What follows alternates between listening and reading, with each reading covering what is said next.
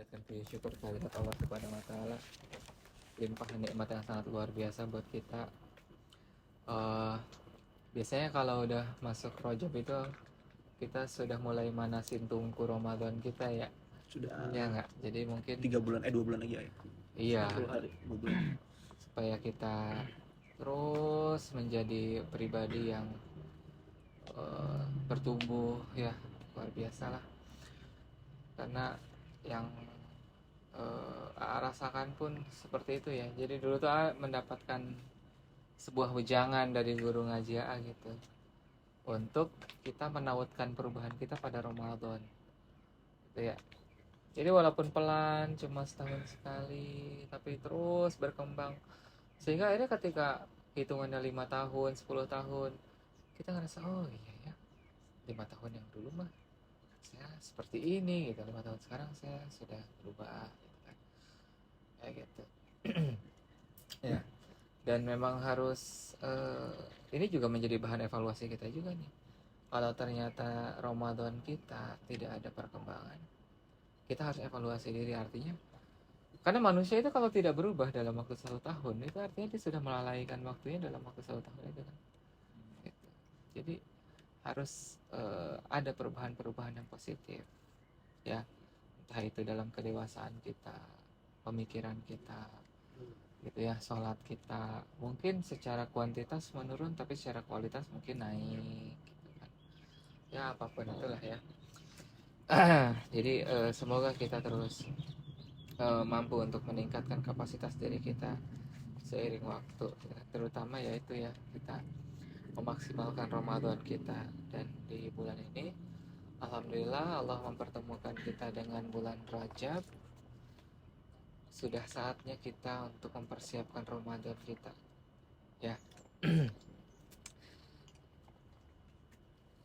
Salawat dan salam semoga senantiasa terlimpah curah pada junjungan kita baginda Rasulullah Muhammad SAW, pada keluarga, sahabat dan umat hingga akhir zaman. Dan semoga Allah senantiasa memberikan kita kesanggupan, kemampuan untuk mengamalkan sunnah-sunnah beliau dengan penuh cinta. Itu harus selalu kita azamkan ke dalam diri kita, karena insya Allah dengan mengamalkan sunnah yang penuh cinta itu akan mengantarkan kita untuk mendapatkan syafaat dari beliau.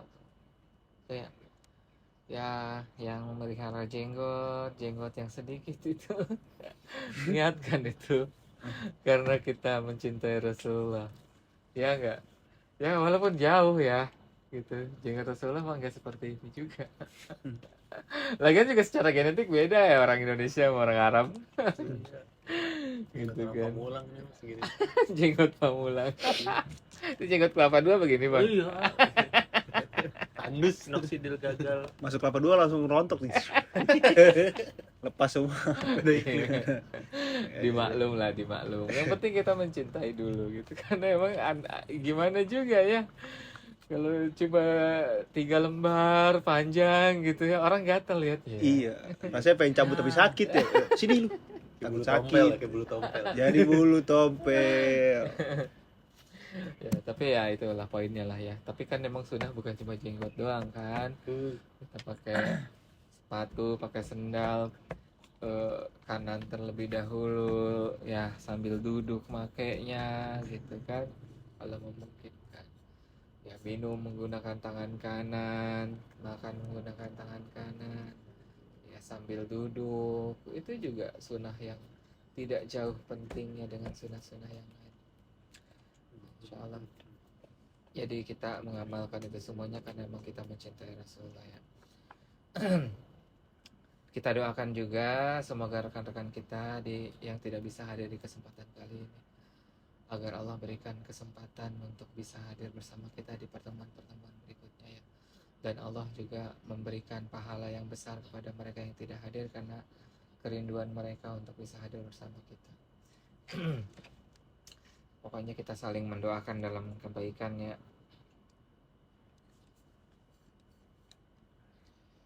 Dan yang mau kita bahas di kesempatan siang hari ini adalah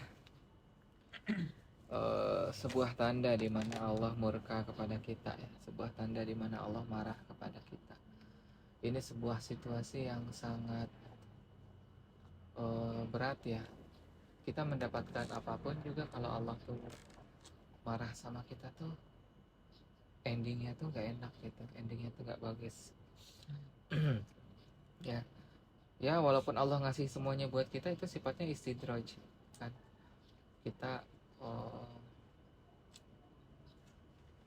pengen mobil dikasih mobil, pengen rumah dikasih rumah, pengen punya anak dikasih anak, pengen nikah dikasih gitu ya, semuanya Allah kasih. Tapi ketika kita evaluasi, tidak ada nilai kesolehan yang kita lakukan, itu mah udah bisa langsung kita nilai adalah sebuah istidraj gitu ya. Nah, ketika kita mendapatkan itu semuanya, oh itu sesial-sialnya manusia. Mungkin dalam pandangan kita sebagai manusia yang selalu ditutupi dengan pandangan-pandangan materi ya, kayak seolah-olah oh dia mah hidupnya enak banget ya, kayak gitu kan. Tapi ternyata itu semuanya ya nggak ada apa-apanya gitu. Ketika ajal tiba, oh mata kita mendelik saking takutnya kita menghadapi sebuah realita di mana ternyata Allah memberikan itu semuanya karena Allah tuh udah nggak mau tahu lagi dengan diri kita, bahkan tidak mengizinkan hati dan lisan kita untuk menyebut namanya, sehingga semuanya itu Allah kasih aja supaya bikin kita nambah lupa, kayak gitu ya. Kan itu menyedihkan gitu. Di sini mah nggak akan kerasa ya. Ya, orang-orang yang dengan bangganya menyatakan diri mereka ateis gitu ya, kayak apaan sih gini aja begini gitu ya misalnya kan.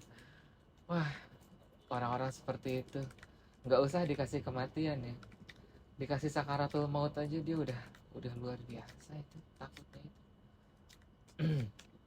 Ya, ya bahkan sebenarnya mah ya nggak usah dikasih sakaratul maut ya, dikasih bangkrut aja dia udah nggak bisa ngapa-ngapain.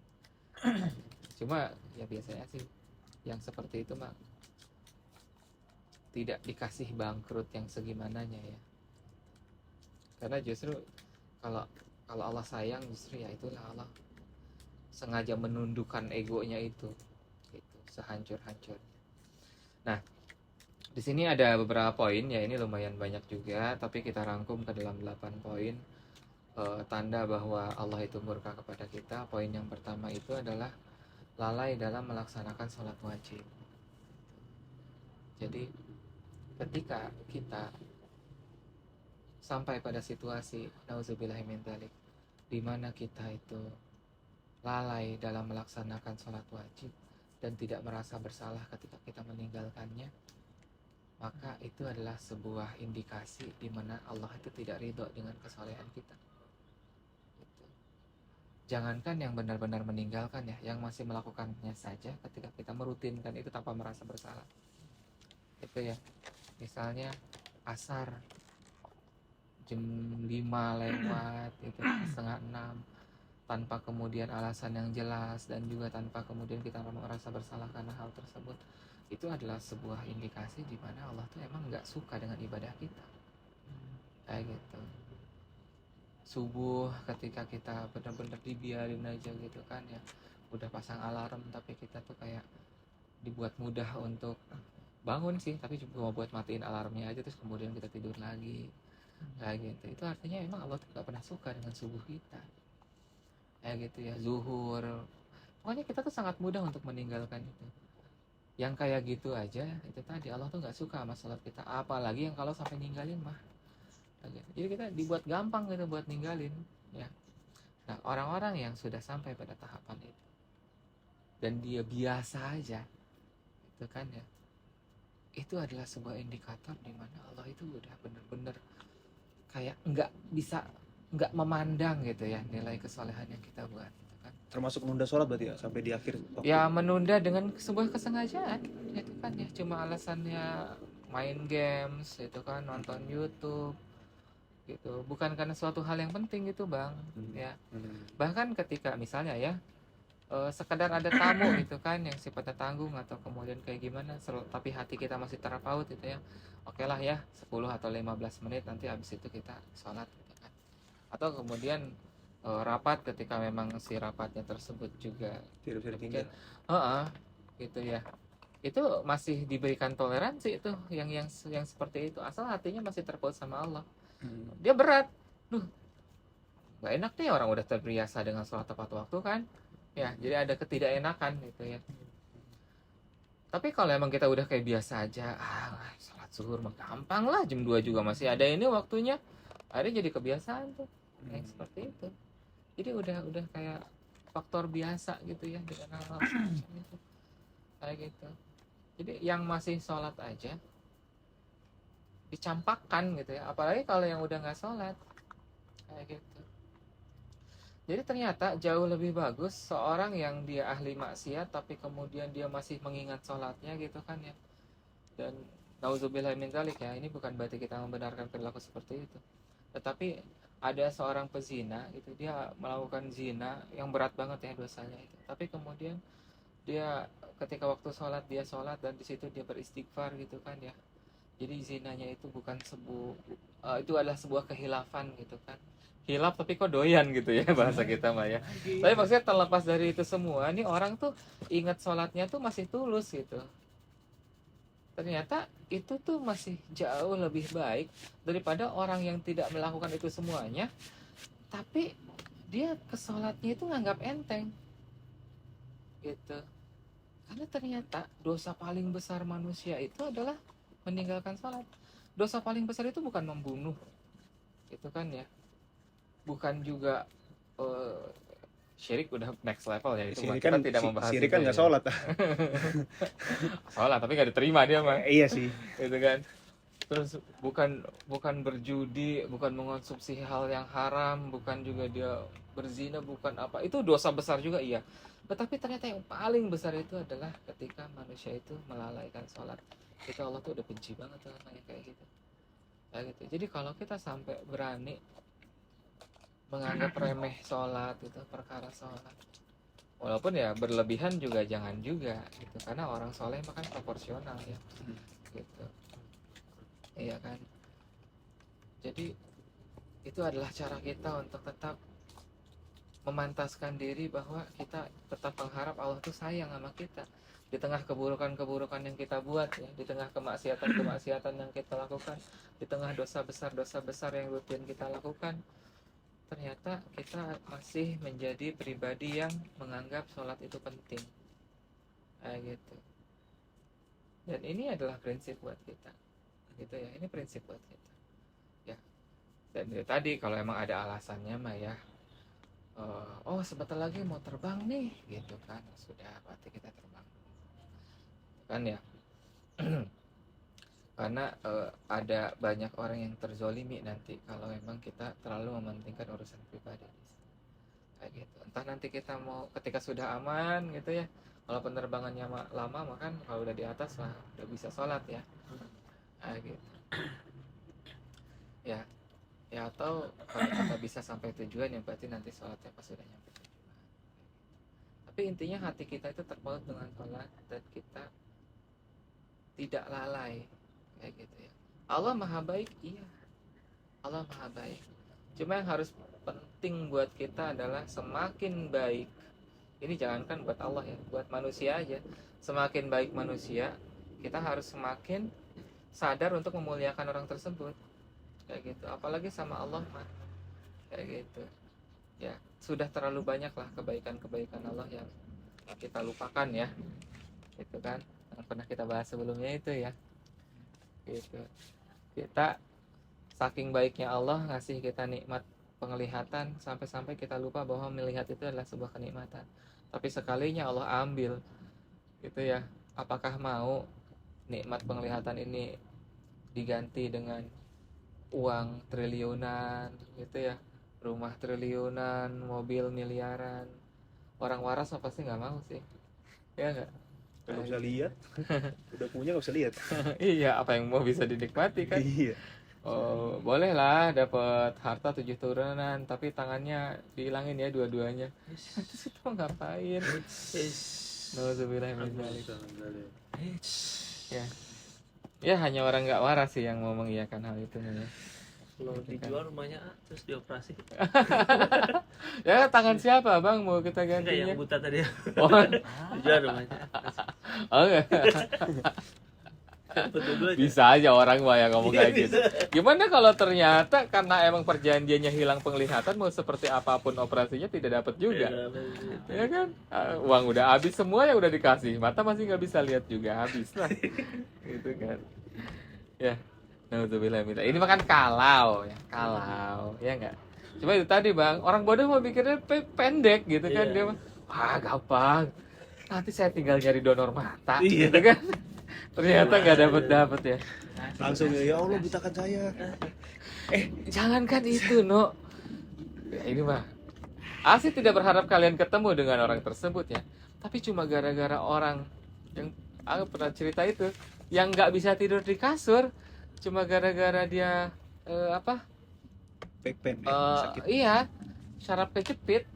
Dia nyesal banget dengan masa mudanya itu kan ya. Dan orang yang ketika masa mudanya itu makannya sembarangan, akhirnya dia baru usia 40, usia 35-an lah, udah harus diet. Ya nggak? Udah nggak boleh makan yang macam-macam karena dia udah ada ring gitu ya, udah ada 2 gitu ringnya. Iya kan? Ya Allah, nyesel coba. Nyesel dia. Udah nggak bisa makan sate, udah nggak bisa makan sop. Kayak gitu ya.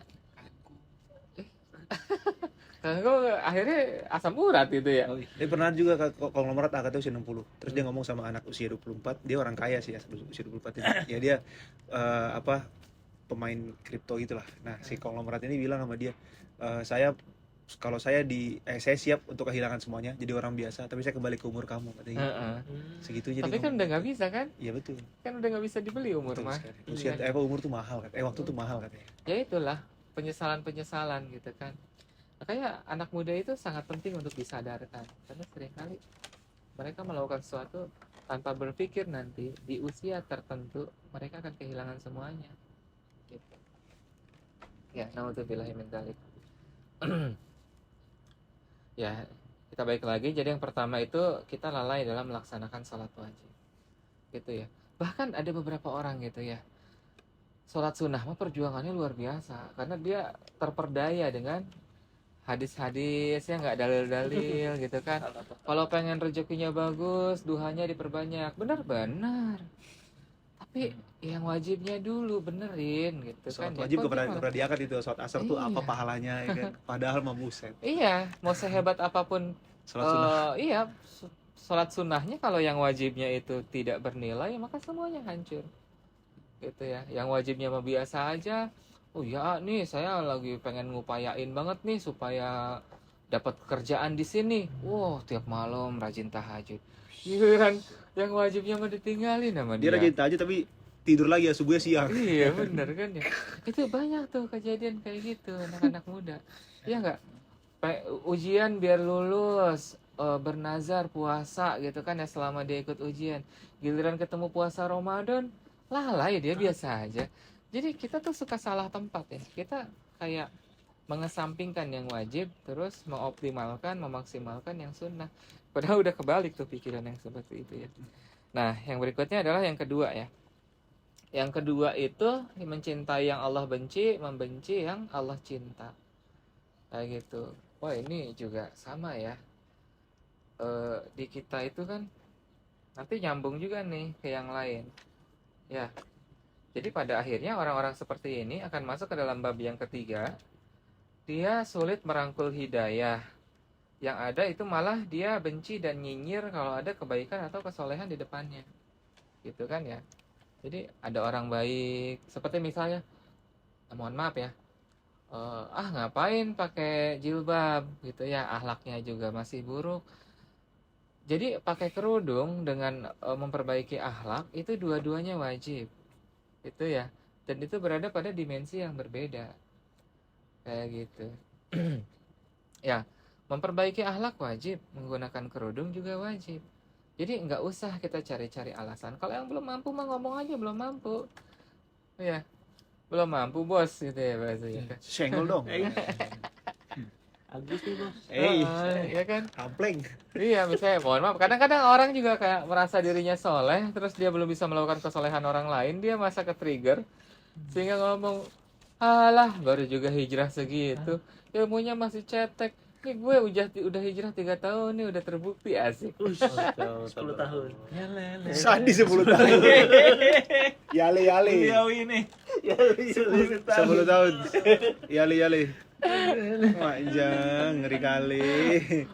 Alah, baru hijrah. Emang orang yang baru hijrah sebulan 2 bulan mah kayak gitu tuh ke agama itu. Oh, fanatik gitu kan ya. Oh, saya mah udah belajar agama udah 10 tahun, saya mah udah ngerti. Waduh, Masya Allah nih paling ngerti. Itu kan ya. Waduh, hijrah sama hijriah itu. Ya, ya nggak gitu juga. Yang namanya manusia mah ya, ya ada aja lah kita kesandungnya malah ya. Kayak gitu. Cuma itu tadi ya. Terlepas dari itu semuanya, ini tadi ada beberapa orang yang kemudian mencintai yang Allah benci dan membenci yang Allah cinta. Gitu ya. Ada zakat. Apaan sih zakat gitu ya. Padahal mah kalau kita belum bisa mah ya udah diem gitu kan ya. Insya Allah semoga kita dapat hidayah nanti ya untuk bisa melakukan itu. Terus ada puasa ya nggak? Kayak gitu ya, banyaklah kesolehan-kesolehan gitu. Oh, gue aliran yang ini mah celananya cingkrang, padahal mah Islam mah gak usah yang gitu-gitu amat. Ya udah lu diem gitu kan ya. Dia mau cingkrang itu adalah tanda bahwa dia mencintai Rasulnya gitu kan ya. Biarin aja, itu adalah bahasa cinta mereka. Kayak gitu. Kalau kita belum bisa cingkrang ya udah nggak apa-apa juga. Gitu kan? Ya. Yang penting ya udah nggak usah nyinyir. Apalagi kalau tadi ya kita saling saling menghujat satu sama lain lah. Kayak gitu. Apalagi kalau udah ke yang lainnya mah ya kayak berharap semoga Allah membuka mata hati kita semuanya untuk bisa melihat yang baik dan yang benar, karena justru banyaknya yang viral itu yang buruk-buruk ya. Iya. Kayak gitu kan. Jadi kayak ya itulah, orang itu lebih suka memviralkan orang kaya, anak muda kaya daripada anak muda soleh. Itu kayaknya kurang menarik ya untuk dilihat gitu kan. Tapi kalau ganteng menarik. Adam Sidik kami ada TikTok. Oh, iya. Alhamdulillah Adam Ya, Sidik. Saya senang sih ngeliatnya. Ganteng soleh luar Iya, biasa alhamdulillah juga sih. senang saya ngeliatnya. Bagus. Iya, Ya, tapi so- kan yang sekarang itu yang ganteng bisa joget. Ya, nggak? Betul juga, itu betul. Karena yang soleh mah kayaknya nggak joget juga. Iya, betul. Jangan nggak perlu joget, ngapain sih? Makan aja makan. Ganteng mukbang gitu ya. Boleh, mending begitu. Tapi soleh tetap sholat, tetap bagus ibadahnya. Amin. Ya. Nah, jadi itulah ya. Dilihat suatu hal yang buruk tuh kayak dibelain banget gitu kan. Wah, luar biasa lah ya. Terus itu yang ketiganya tadi, sulit merangkul hidayah ya. Ketika ada pun itu kemudian kita nyinyir gitu ya, kita benci. Yang keempatnya adalah kerasnya hati, selalu berada dalam kesesatan dan kebimbangan. Galau mulu, terus hidup itu terasa mentok. Kalau orang soleh dapat ujian, kan hatinya tenang ya. Dia bukannya mentok, tapi justru ya dia menerima aja gitu. Karena dia tahu walaupun Allah ngasih ujian itu adalah tanda sayang Allah, dan itu bukan akhir dari segalanya. Dia tahu bahwa itu adalah jalan dia menuju kesolehan. Sementara kalau orang yang hatinya keras dan hatinya keras dan juga mati ya, maka kemudian kerasnya hati dia itu akan membuat dia terus tersesat dalam kerasnya hatinya tersebut, sehingga untuk mendapatkan cahaya itu sulit. Akhirnya dia jadinya galau mulu, bimbang terus, karena dia tuh tidak bisa mendapatkan ilmu. Bukan berarti ilmu itu tidak ada ya, ilmu mah selalu ada, cuma emang dia tuh seperti yang poin sebelumnya ya, ada hidayah juga nggak dia tangkap kayak gitu.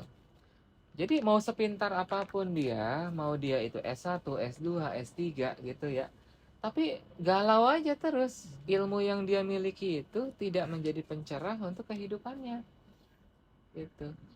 Ilmu yang dia miliki itu tidak mampu membuat dia untuk melihat secara bijak, sehingga akhirnya kita melihat, ini orang udah tua tapi kok kelakuannya kayak bocil ya, ini orang pendidikannya tinggi tapi kok bisa ya melakukan hal itu gitu kan ya. Tapi mungkin juga pernah cerita ya, ada orang yang dulu ketika masih kuliah mengenal beliau sangat bijak ya.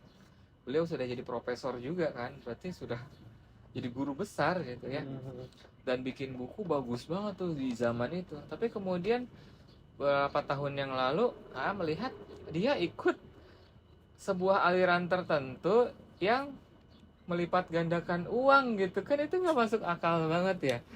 Ya kan? Profesor ya. Profesor. Jadi prosesor ya jadi. Prosesor. Dan dia Iya. paham agama ya, paham agama, karena buku yang dulu juga pendekatannya agama juga. Kok bisa gitu ya tertipu oleh hal semacam itu gitu kan, oleh orang yang ngaku punya kemampuan menggandakan uang gitu kan ya. Itu Gitu. ngerampok gitu. Iya maksudnya kan, oh lu pengen uang lu banyak, iya kerja Profesor. gitu kan. Maksudnya mohon maaf, tidak perlu menjadi S1, S2, S3 apalagi profesor untuk bisa paham bahwa memang buat dapat duit mah kerja. Ya enggak, kayak bocil anak SD juga ngerti gitu loh. Tapi emang seperti itulah hidup lah ya. Kayak gitu. Dan di sini juga oh ternyata kalau kita sampai di situasi semacam itu, ya sampai kemudian hati kita begitu keras, ini adalah sebuah indikasi di mana Allah itu benci sama kita. Allah itu murka sama kita. Ketika ada kebaikan, ya, ketika kita lagi main tiba-tiba dengar azan, udah asar aja nih gitu kan ya. Oh itu adalah sebuah indikasi di mana bisa jadi Allah itu tidak ridho sama kita. Kayak gitu. Ya. Terus yang kelima adalah sibuk dengan perkara yang sia-sia. Terus rutin melakukan dosa tanpa kemudian kita merasa bersalah. Jadi intinya tidak merasa bersalahnya ini poinnya gitu ya. Dan kita suka dengan perkara yang sia-sia itu, berlama-lama dengan kemaksiatan, berlama-lama dengan keburukan gitu ya. Sekali-kali kita berhibur, nonton video atau ya misalnya lihat YouTube, nonton TV gitu kan ya. Karena sesungguhnya memang Allah pun menyuruh kita untuk berhibur ya. Dan Allah tuh suka dengan pribadi-pribadi yang ceria. Tetapi ketika berlebihan ini menjadi buruk juga. Bahkan disampaikan Allah tuh tidak suka orang yang berbahagia secara berlebih-lebihan, karena itu akan mematikan hati kita juga. Kayak gitu. Nah, jadi ketika kita sibuk dengan perkara yang sia-sia, yang sampai itu misalnya tadi ya, nonton YouTube oke lah ya buat berhibur, tapi kalau sampai berjam-jam dan ternyata tontonannya tidak bermanfaat, kita udah tahu itu arahnya kemana. Ketika orang dibiarkan dalam perbuatan yang sia-sia itu, di sini kita harus paham bahwa oh, berarti saya sudah masuk ke dalam sebuah aktivitas yang Allah tuh nggak suka. Itu ya. Tidur akan menjadi baik ketika memang setelah kita bangun memberikan kita energi yang cukup untuk melakukan kebaikan. Tapi kalau setiap hari kerjaannya tidur doangan mah, ya nggak, itu menjadi sebuah kesia-siaan juga. Nah, gitu. Tapi kan dengan tidur saya jadi tidak bermaksiat. Bener sih ke situnya mah, gitu kan ya. Tapi dengan banyaknya tidur Anda pun tidak melakukan amal soleh gitu kan. Agak sholat juga ya, sholat. Tapi puasa. Oh iya. Walaupun emang dalam situasi tertentu ya, ini misalkan ya dalam kategori tasawuf tertentu gitu kan, orang yang zolim itu tidurnya jauh lebih baik daripada hidupnya gitu kan. Karena ketika dia bangun, dia tuh menzolimi orang, Lah, berarti bahasa kasarnya matinya dia. memberikan kebaikan gitu ya. Iya. Jadi ya bisa jadi tidurnya dia adalah pahala gitu ya. Karena orang tuh seneng. Lagi ngapain tuh si pembunuh? Lagi tidur, yes. Yes. Itu orang si pahala tuh ya, pahala nih. Ntar dia bangun dosa lagi. Iya. Karena dia hobinya ngebunuh kan. Iya. Mana nih? Gitu kan. Ubinya nyolok ya Allah, kocak banget. Ya, jadi itu juga sama ya. Ketika kita sibuk dengan perkara yang sia-sia, rutin melakukan dosa dan tanpa merasa bersalah atas hal tersebut, itu udah perkara yang luar biasa. Gitu ya.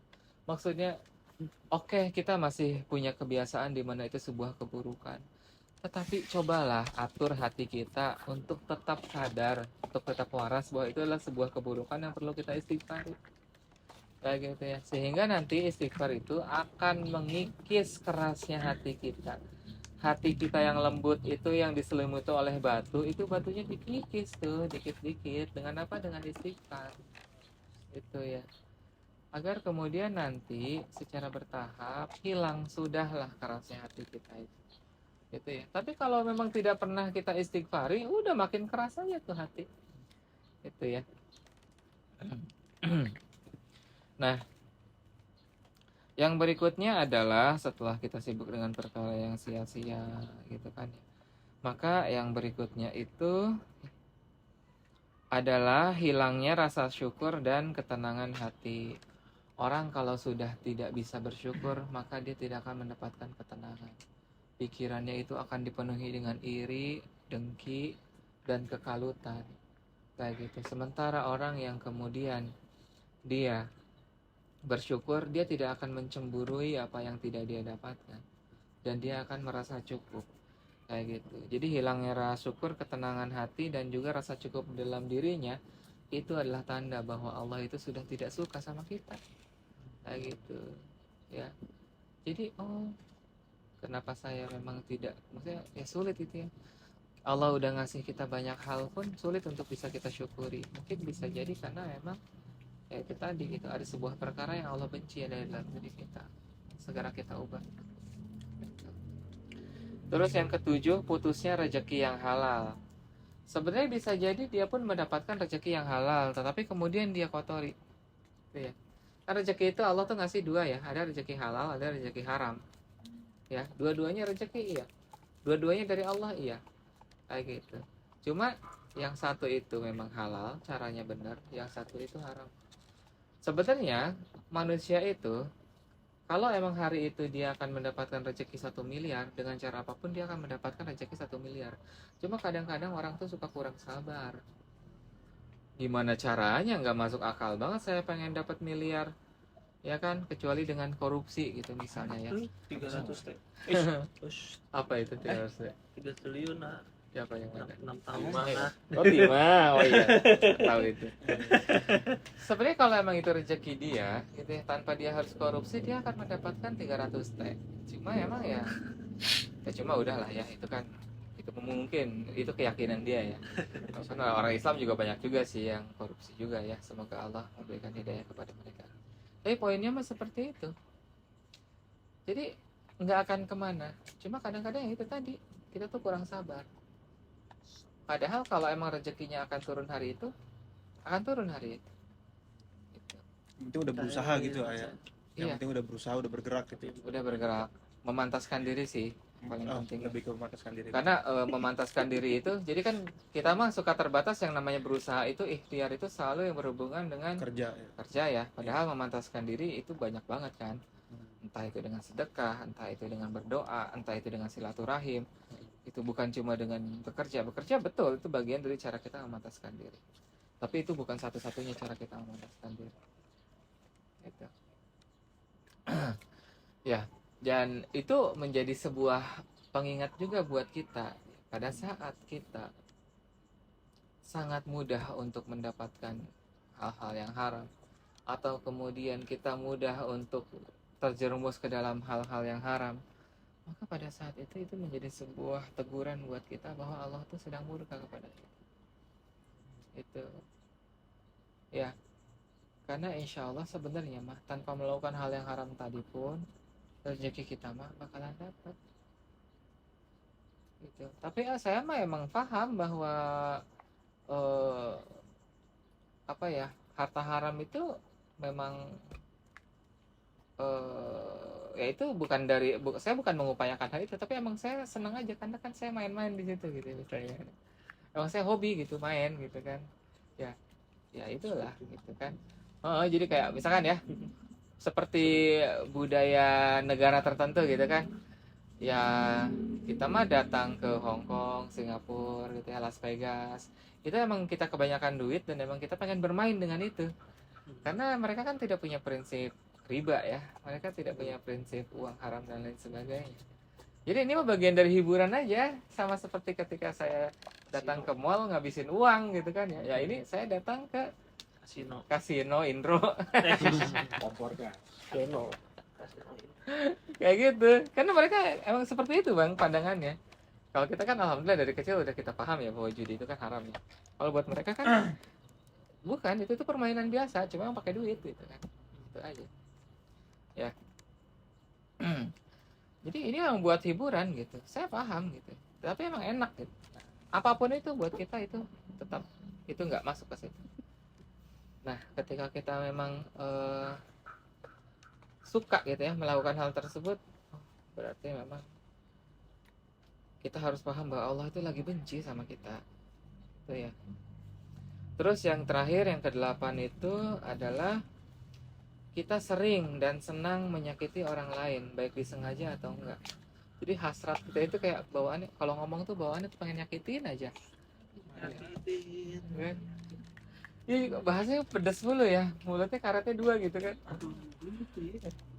Terus perilakunya juga sama gitu. Jadi ibarat kata kalau dia tidak mengintimidasi, kalau dia tidak menzolimi, itu bukan dirinya gitu.